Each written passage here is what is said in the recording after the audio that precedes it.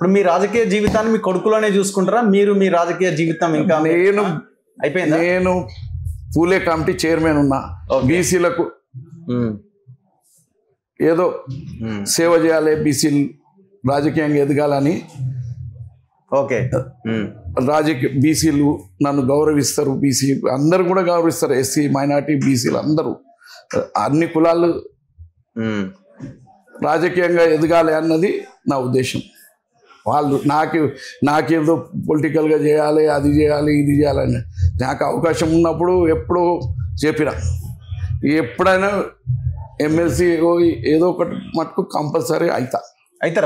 100%. అరే ఎవరినో చేసినా నా 15 ఏళ్ళ కిందనే.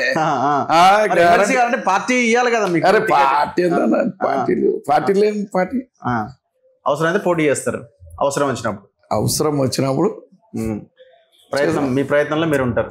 అరే అన్న, ఇప్పుడున్న టీఆర్ఎస్ వాళ్ళని తీసుకొని అవసరం అనుకుంటా. అంతే. ఇప్పుడున్న బీఆర్ఎస్ వాళ్ళుగా వాళ్ళని తీసుకొని ఆ టైం వస్తుంది.